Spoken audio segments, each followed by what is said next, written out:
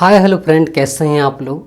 और उम्मीद करते हैं कि आप लोग जो है बहुत ही अच्छे होंगे, बहुत ही स्वस्थ होंगे। तो आप लोग अपने स्वास्थ्य पर जो है विशेष तौर पर ध्यान रखिएगा, ठीक है। तो आज जो हम चर्चा करेंगे वो आईपीसी की धारा 124(a) को लेकर हम आज चर्चा करेंगे। तो इस पर जो है चर्चा करने से पहले आपसे निवेदन है कि हमारे यूट्यूब चैनल एकेलॉजी सक्सेस पर जो है आप लोग जाकर लाइक शेयर सब्सक्राइब करेगा और बेल आइकन की घंटी ज़रूर दबाएगा, ठीक है। जिससे कि जिस भी चीज़ का हम क्लास लें तो उसका जो वीडियो का नोटिफिकेशन हो उस सबसे पहले आपको मिल जाए, ठीक है।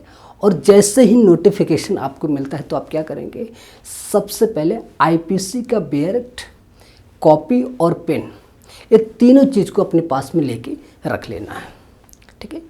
और उसके तुरंत बाद एक काम और करना है कि हमने जितनी बात को इसमें दर्शाया है और जिस तरह से दर्शाया है एकदम सेम टू सेम ऐसे ही अपने कॉपी में उतार लेंगे, क्योंकि ये एग्ज़ाम के व्यू से बहुत ही बेहतर काम करेगा। एकदम कंठस्थ कर लीजिए बात को, ठीक है। बस ये ध्यान रखना कि जिस धारा पे हम चर्चा करें बस आपको उसी धारा पे जाकर जो इम्पोर्टेंट हो उसी को अंडरलाइन करते हुए बढ़ते क्रम की स्थिति में आगे बढ़ते चले जाना है, ठीक है। ये बात एकदम कंठस्थ कर लीजिए, ठीक है। अब देखिएगा, बस कोई भी बात मिस मत करिएगा कि हम जितनी भी बात को समझाएं तो एकाग्रचित्त भाव से ध्यान मग्न होकर सारी बात को समझते हुए चलना है, जिससे कॉन्सेप्ट वो क्लियर होता चला जाए। ये बात एकदम ध्यान रखिएगा, ठीक है। चलिए देखिए, आईपीसी की धारा 124(a) यानी इसमें किन बात को लेकर चर्चा होती है, इसमें जो है राजद्रोह की बात होती है, ठीक है। अब राजद्रोह में हम आपको एक केस समझाते हैं, उसके बाद सारी बात और आपको समझाते हैं, ठीक है। देखिए कि Kedarnath Singh versus state of Bihar, ठीक है, 1962 सुप्रीम कोर्ट। अब ये इसमें जो है 5 जजों की खंडपीठ और चीफ जस्टिस बीपी सिन्हा, ठीक है। अब इस आधार पर देखिएगा इस केस में क्या है कि आईपीसी की धारा 124(a) जो है ए का निर्वचन। अब निर्वचन में आपको दो बातें ध्यान रखनी है कि किन दायरों में रहकर जो है उसका निर्वचन होगा। ये बात ध्यान रखनी कि दो बात कौन सी हैं। सबसे पहले पॉइंट में कि जो है कॉन्स्टिट्यूशन का जो आर्टिकल है, आर्टिकल 19(1)(a), रेड बिल 19(2) यानी कि 2। इस बात को पहले पॉइंट में। अब दूसरे पॉइंट में ध्यान रखिएगा कि आईपीसी की धारा 124(a) का विस्तारित रूप से निर्वचन नहीं दिया जाएगा, ठीक है। अब इन दोनों बात को, ठीक है, इन दोनों के दायरे में रहकर ही निर्वचन किया जाएगा। ये बात एकदम कंठस्थ कर लीजिए, ठीक है। ये बात क्लियर हो गया। इस केस में इतनी ही बात आपको ध्यान रखना है, ठीक है। अब देखिएगा आईपीसी की धारा 124(a) ये कब लागू होता है ये भी ध्यान समझिएगा। ये तभी लागू होगा जब लोगों में जो है राज्य के विरुद्ध वो कार्य करें, यानी ऐसा अपराध कोई करते हैं, राजद्रोह करते हैं, ठीक है। यानी कि राज्य के विरुद्ध, ध्यान रखिएगा, जब लोग राज्य के विरुद्ध, अब राज्य के विरुद्ध में यानी आपको ध्यान क्या रखना है कि आपको 3 बात को याद रखना है।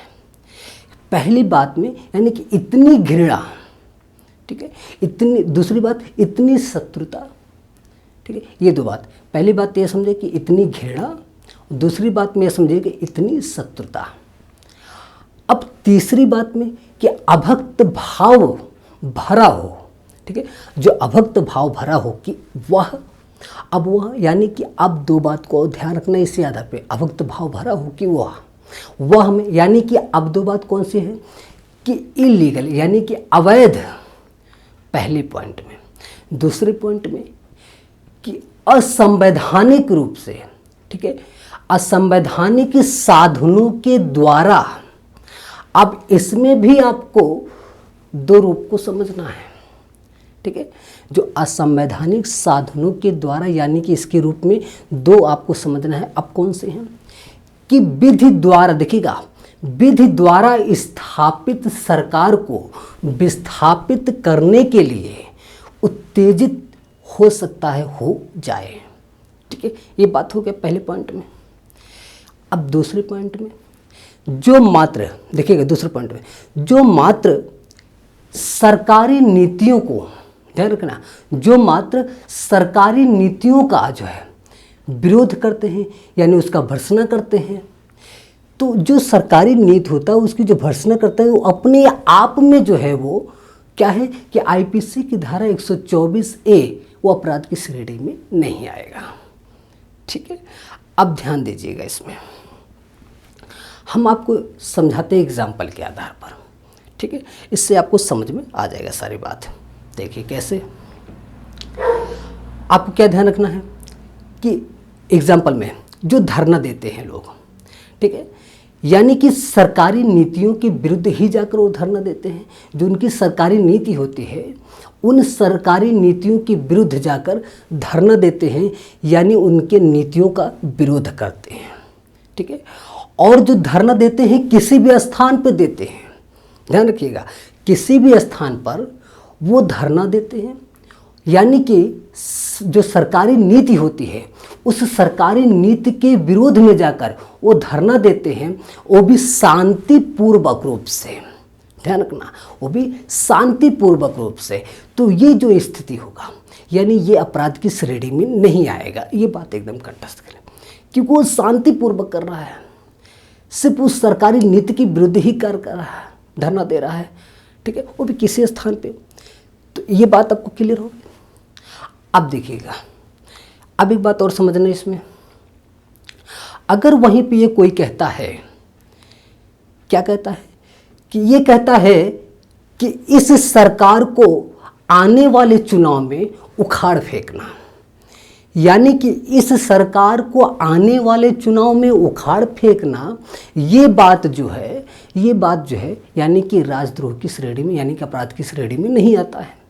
लेकिन अब लास्ट पॉइंट में याद रखना आप, अगर ये कोई कहता है कि संसद पर घेराव करके उसको कब्जा करना और अभी तुरंत सरकार को उखाड़ फेंकना, ठीक है, यानी संसद पर घेराव कर यानी उसको कब्जा करना, ठीक है, कब्जा करके अभी तुरंत उसको उस सरकार को उखाड़ फेंकना, तो ये बात जो है राजद्रोह में आ जाएगी यानी कि आईपीसी की धारा 124A में आ जाएगा।